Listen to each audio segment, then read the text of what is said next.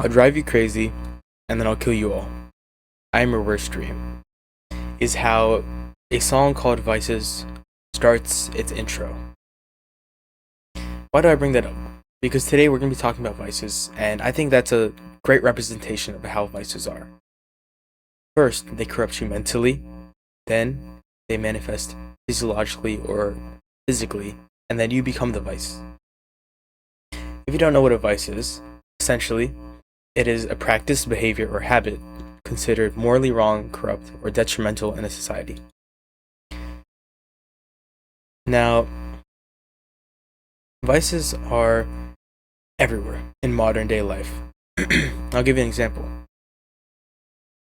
The other day, I was making a TikTok account for this channel, and I went on the For You page. I gave it like 5 scrolls because I'm not gonna lie, I was kind of like looped in. The first video was pretty interesting.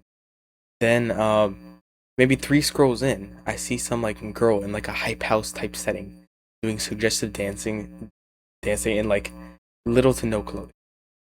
And I'm like, dog, this is on like a app where kids are, and we're just out here like corrupting people like that. That's crazy. Now, I give that as an example of a vice because you're gonna see that video, and it's gonna become subconsciously more normalized to act like that and do things like that. So the next time you'll be in a similar situation, you might feel more inclined to do, I don't know, a degenerate task or something and go out and party and whatever and get girls like that is suggesting the video that you might have seen. Now, vices come for you when you're at one of your lowest points, in my opinion. That's when you're subjected to the most amount of vices and the worst people. And as a side note, I personally believe people can manifest, the vices can manifest as people. For example, maybe you have one friend that just loves to like steal everything, and maybe you have another friend that loves to like just fight people, not in like a MMA setting, but like just go out and fight people. I don't know.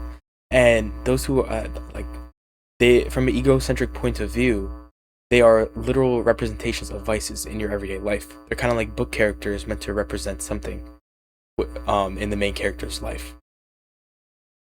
It's like Swiper from Dora the Explorer. He represents the vice of like just stealing and being bad. Now, how can one protect against vices? Kind of. Now, for that, we kind of have to understand where vices might represent. They might represent as people. They might represent on your TikTok For You page mentally, or they could even manifest physiologically. Physiologically, they might manifest because it would usually be a reaction to something you might have seen. You might have seen like a really lit party. I don't know, maybe you watch like Project X, and actually, I don't know. Maybe you got the idea. You watch like Project X or whatever, and now you really feel like partying. And next time like you go out, you pass the party, you get like butterflies in like your stomach. Like, oh snap, that looks fire. And if you hadn't watched that movie, been subjected to such things, then you might have not had that same butterflies in your stomach. You might have just been like, oh wow, that must be a lot of drunk people. That's not seem fun. And to understand how to protect against vices, you need to understand what I call the pyramid of life. The pyramid of life. The base layer is physiological needs. Things like food, sleep, and a shelter over your head. On the second layer is psychological needs. Psychological needs could be something like love. It could be something like talking to friends, and things like that. And for the final layer is purpose. Whatever your purpose is in life, or what you want to do in life, should always be at the top of the pyramid of life, because it will topple if you don't have the things beneath it filled in. If you don't have your physiological needs like eat, sleep, etc., if you don't have that filled in, you won't get purpose. If you don't have your psychological needs, if you don't have love, support, friends to talk to, then you won't get purpose. And I bring that up because vices always get you when you're at your lowest. You're always subjected to them the most when you're at your lowest. So if you build upon your physiological, psychological needs, you'll be able to work towards your purpose or whatever you find most important in life while avoiding vices. Because first, they corrupt you mentally, and then you become the vice. The easiest way to avoid a vice is to just not get corrupted mentally. And in this world, as I was explaining, you're consistently surrounded by them.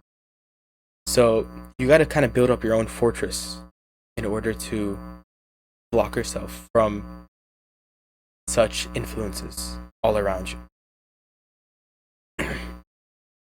Now, this was kind of a